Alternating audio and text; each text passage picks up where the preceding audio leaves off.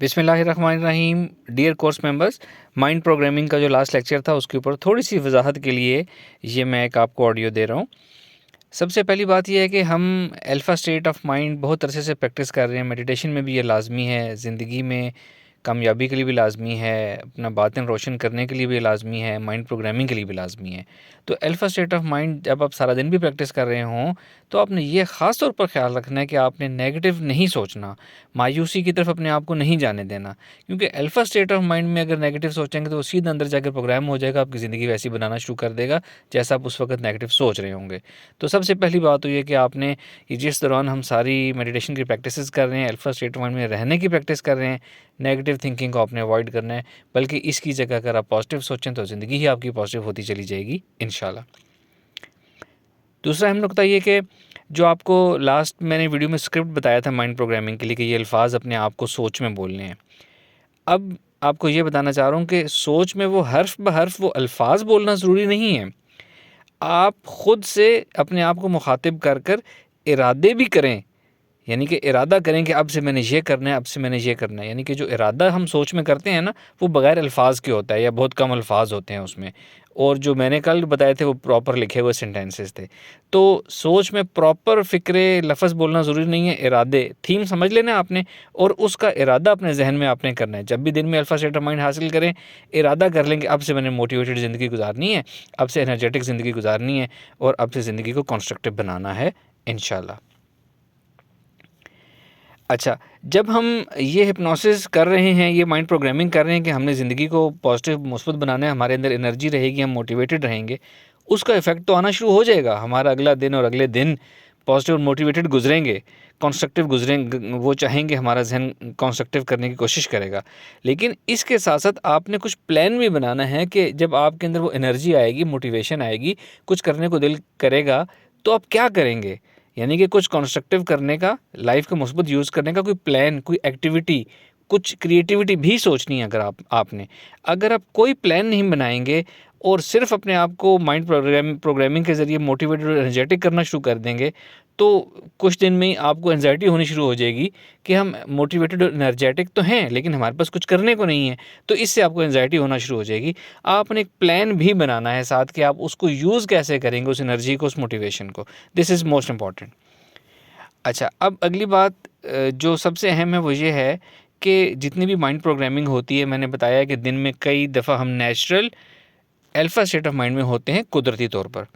उनमें से जो सबसे बेस्ट टाइम होता है ना प्रोग्रामिंग का, हिप्नोसिस का, वो होता है रात सोने से पहले।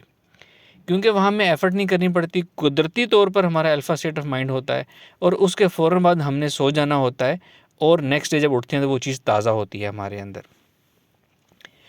वो लोग जो किसी बात को, परेशानी को सोचते हैं रात सोने से पहले, वो जब सुबह उठते हैं तो उनका मूड वैसा ही परेशान वाला होता है। जो किसी एक्साइटमेंट को सोच के सोते हैं, उनको वो सुबह उठते हैं तो एक्साइटेड होते हैं। आपने नोट किया होगा कि जब हम हमारे अगले दिनों में कोई एक्टिविटी होती है, कोई एक्साइटमेंट, कोई एक्टिविटी, कोई क्रिएशन, कोई रिक्रिएशन, ऐसी कोई एक्टिविटी, कोई फंक्शन, कोई पार्टी नेक्स्ट डे होता है जिसके लिए हम एक्साइटेड होते हैं, हम सारा दिन उसके बारे में सोच रहे होते हैं, प्लान कर रहे होते हैं सोने से पहले कि हमने नेक्स्ट डे ये करना है, इस तरीके से करना है, इस तरह से अपने प्लान को, अपनी एक्टिविटी को कामयाब बनाना है। तो वो जो रात को हम सोच रहे होते हैं ना, जितना हम अपनी ऐसी एक्टिविटीज़ को रात सोने से पहले सोचते हैं, वो चीज़ अगले दिन उतनी ही अच्छी हम कर पाते हैं और उतना ही अच्छा उसका रिज़ल्ट आता है।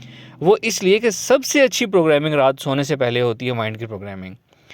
वो लोग जो डिप्रेशन का शिकार होते हैं, उनमें एक बात कॉमन होती है और मस्ट होती है कि वो रात सोने से पहले नेगेटिव सोचते हैं। अगर वो रात सोने से पहले नेगेटिव ना सोचें, सिर्फ पॉजिटिव सोचना शुरू कर दें, तो उनका डिप्रेशन दिनों में ख़त्म हो जाएगा। तो रात वाला टाइम बहुत ज़्यादा इंपॉर्टेंट है। कोशिश करें कि इसी में अपनी सारी माइंड प्रोग्रामिंग करें। अगेन, सोच के ज़रिए अल्फाज बोलना ज़रूरी नहीं है, इरादे करते चले जाएँ अपने अंदर, सोचते रहें, सेल्फ डेलिब्रेशन करते चले जाएँ। वो आपने एक कॉल सुना होगा कि ख्वाब वो नहीं होता जो सोते में आता है, बल्कि ख्वाब वो होता है जो सोने ना दे।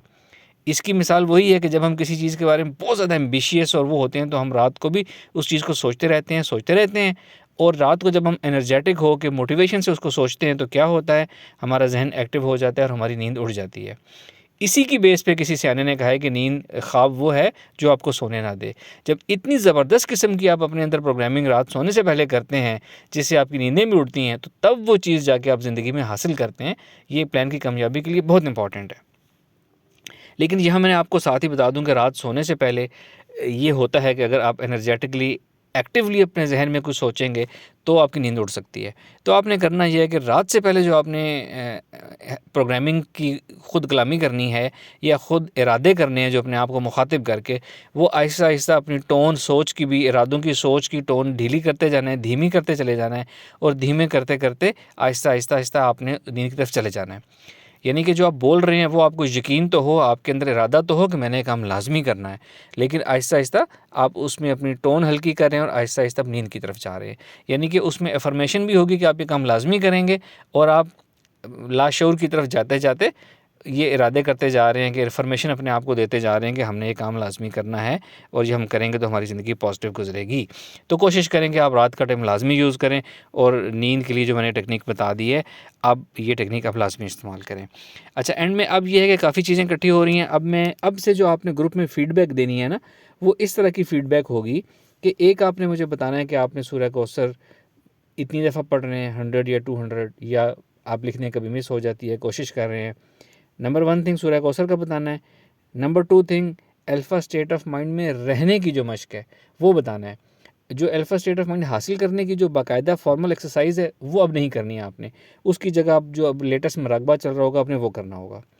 तो एक सूरह कौसर का बताना है, एक अल्फ़ा स्टेट ऑफ माइंड सारे दिन में रहने की जो मश्क है या जो प्रैक्टिस है उसकी फ़ीडबैक देनी है कि आप कर पा रहे हैं, नहीं कर पा रहे, थोड़ा बहुत कर रहे हैं, भूल जाते हैं, क्या होता है। थर्ड थिंग, आपने जो मौजूदा मुराकबा है उसका बताना है। इस वक्त मौजूदा मुराकबा चल रहा है वाटर मेडिटेशन मुराकबा आब। इसका बताना है आपने कि 1 दफ़ा किया, 2 दफ़ा किया, 3 दफ़ा किया, पहले से बेहतरी हुई, क्या हो रहा है अपने साथ ये बता देना है। और last thing, constructive use of time and brain. ये चीज़ जो हम ऑलरेडी प्रैक्टिस की हुई आप लोगों ने, इसकी अपडेट देनी है। 4 चीज़ें अपडेट वाली हैं, रिपीट कर दूँ। सूरह कौसर, अल्फ़ा स्टेट में रहने की प्रैक्टिस, मुराकबा आब, और constructive use of time and brain. अब से आप लोगों ने इन चारों चीज़ों की फ़ीडबैक मुझे ग्रुप में देनी है जब भी आप मैसेज करें। बल्कि मैं तो चाहूँगा कि आप हर बंदा रोज़ाना मैसेज करे और फ़ीडबैक दे। किसी वजह से एक दिन किसी को टाइम नहीं मिला तो अगले दिन बता दे कि हमने ये एक्सरसाइज़ कर ली और हम इसमें थोड़ा-सा लैग कर रहे हैं, ये चीज़ हम इम्प्रूव करने की कोशिश कर रहे हैं। जो हकीकत है वो बयान करें। अगर कोई एक्सरसाइज़ नहीं कर पा रहा तो ज़ाहिर है कोई वजह होगी नहीं कर पा रहा, तो बेहतर है कि आप जो एक्चुअल स्टेट है आपने वही बयान करनी है, ताकि मुझे साथ-साथ पता चलता जाए कि आप लोग कितनी एफ़र्ट पुट इन कर रहे हैं और किस तरह आप लोग आगे चल रहे हैं। आप लोगों की इस फ़ीडबैक के ऊपर जहाँ मुझे ज़रूरत होगी मैं आप लोगों को गाइड करता चला जाऊँगा, वरना मैसेजेस मैं आप सबके पढ़ रहा होता हूँ। और अच्छी बात है कि बहुत से लोग जो है मुराकबात कर रहे हैं, एक्सरसाइज़ कर रहे हैं और हमारे साथ शेयरिंग कर रहे हैं। मैं ये भी जानता हूँ कई लोग ऐसे हैं जो मशक़ें तो कर रहे हैं, एक्सरसाइज़ तो कर रहे हैं, लेकिन वो ग्रुप में शेयरिंग नहीं करते। मैं उनसे भी दरख्वास्त करूँगा ग्रुप में शेयरिंग करना शुरू कर दें, इससे मेरा आपका ताल्लुक़ एक अच्छा लिंक बनेगा इंशाअल्लाह ताला। Thank you very much. अस्सलाम वालेकुम रहमतुल्लाह।